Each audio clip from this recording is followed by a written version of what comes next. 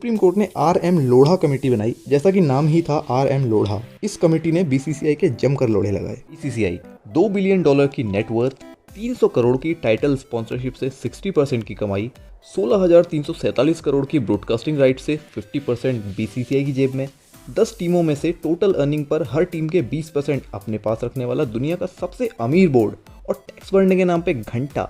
पिछले 30 सालों से बीसीसीआई ने कभी भी गवर्नमेंट ऑफ इंडिया को एक झाड़ भर का टैक्स जमा नहीं किया। कैसी अपमानजनक बातें कर रहा है लड़का, ये अश्लील है ये लोना। अगर आप खाते से 50,000 रुपए भी अपने बैंक में डालें तो बैंक वाले पैन कार्ड को लेकर लार टपकाने लगते हैं। यहाँ इनकम टैक्स के प्रिंसिपल कमिश्नर वर्सेस बीसीसीआई के केस में इनकम टैक्स की सबसे बड़ी अदालत ITAT ने कहा है कि IPL टैक्स देने के लिए लायबल नहीं है, ये कोई कमर्शियल एक्टिविटी है ही नहीं। तो दोस्तों, इस दिमाग को भ्रमित करने वाली बकचोदी को समझने की कोशिश करते हुए इविल क्लासमेट में आपका अभिनंदन करता हूँ। इतिहास की टांग उठा के देखें तो 4 दिसंबर 1928 को नन्हे बीसीसीआई का जन्म हुआ और 1940 में इन्होंने अपने आप को एक संस्था के रूप में सोसाइटी रजिस्ट्रेशन एक्ट के तहत मद्रास में रजिस्टर भी किया, जो एक्ट बाद में तमिलनाडु सोसाइटी रजिस्ट्रेशन एक्ट 1975 के रूप में बदल गया था। इसके बाद 12 फरवरी 1996 में बीसीसीआई ने अपने आप को एक नॉन प्रॉफिटिंग चैरिटेबल ऑर्गेनाइजेशन के रूप में इनकम टैक्स एक्ट 1961 में सेक्शन 12A के तहत रजिस्टर कर लिया। सभी एनजीओज और ट्रस्ट जो कि समाज सेवा करते हैं, सभी इसी सेक्शन के तहत रजिस्टर्ड होते हैं और इसीलिए उन पे कोई इनकम टैक्स नहीं लगाया जाता। बीसीसीआई ने अपने मेमोरेंडम ऑफ एसोसिएशन यानी कि MOU में ये मेंशन किया था कि उनका उद्देश्य देश में क्रिकेट स्पोर्ट को प्रमोट करना है ताकि देश इस फील्ड में ग्रो करे, और इस तरह से बीसीसीआई को भी 12A सर्टिफिकेट मिल गया और उनको टैक्स में छूट मिल गई। 2006 में बीसीसीआई ने IPL लॉन्च करने का प्लान बनाया और IPL के स्ट्रक्चर के हिसाब से एक नया MOU बनाकर दोबारा 12A सर्टिफिकेट के कंटिन्यूएशन के लिए इनकम टैक्स में अर्जी लगाई। डायरेक्टर ऑफ इनकम टैक्स ने IPL बिजनेस मॉडल को कमर्शियलाइजेशन बताते हुए 12A सर्टिफिकेट को कंटिन्यू करने से मना कर दिया। बीसीसीआई को बड़ी निराशा हाथ लगी तो उन्होंने ITAT की कोऑर्डिनेट ब्रांच में इसके खिलाफ एक अपील की। अपील को भी सेम इसी बेस पे दोबारा रिजेक्ट कर दिया गया। उल्टा ट्राइब्यूनल ने बीसीसीआई को ही नोटिस देकर पूछ डाला कि सालो इतनी कमाई होगी, प्रॉफिट होगा, कुछ तो टैक्स दो। बीसीसीआई ने जवाब में कहा कि साहब क्रिकेट के प्रमोशन के लिए सब कुछ कर रहे हैं, हमने अपना कुछ सब कुछ छोड़ दिया है।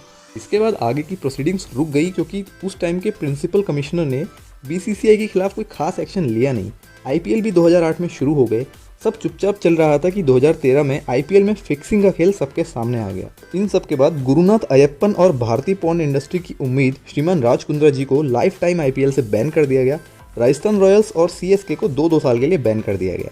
इस सब बकचोदी की जांच के लिए सुप्रीम कोर्ट ने आर.एम. लोढ़ा कमेटी बनाई। जैसा कि नाम ही था आर.एम. लोढ़ा। इस कमेटी ने बीसीसीआई के जमकर लोढ़े लगाए। 2017 में इस कमेटी ने सुप्रीम कोर्ट में रिपोर्ट दी जिसमें बीसीसीआई की कुछ पॉलिसीज और MOA को दोबारा से बदलने का सुझाव दे डाला।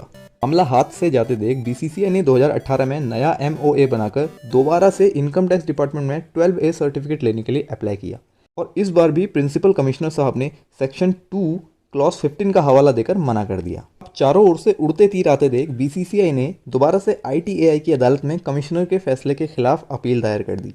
वहां पर सेक्शन 2 क्लॉज 15 पर आर्ग्यू करते हुए बीसीसीआई ये प्रूफ करने में सफल हो गया कि भले ही वो IPL से पैसा जनरेट कर रहे हैं, लेकिन ये सब अर्निंग भी उनके प्राइमरी पर्पस यानी कि प्रमोशन ऑफ क्रिकेट से ही जुड़ा हुआ है। IPL की लोकप्रियता इसका एक प्राइम एग्जाम्पल है। ITAT ने 2018 के MOA और 1996 के MOA में डिटेल्ड कंपैरिजन करने के बाद ये ऑर्डर दिया कि क्योंकि MOA में माइनर सा चेंज है और बीसीसीआई का जो मेन पर्पस है वो अनचेंज है, इसीलिए IPL की किसी भी अर्निंग पर इनकम टैक्स नहीं लगाना चाहिए। और इस तरह से बीसीसीआई का 1996 का 12A सर्टिफिकेशन कंटिन्यू रखा गया है और बीसीसीआई IPL की अर्निंग पर कोई भी टैक्स पे नहीं करता। इस तरह से इस भ्रमित बकचोदी का अंत होता है। आपकी कोई राय है तो कमेंट बॉक्स में पेल दीजिए। आशा की जाती है कि इस इन्फॉर्मेशन को आपने एंजॉय किया होगा। बकचोद मस्तिष्कों को शिक्षा की ओर अग्रसित करना ही इविल क्लासमेट का कर्तव्य है। चैनल को सब्सक्राइब कीजिए और हमारे मिशनरी बन जाइए। See you in the next video with a deep topic.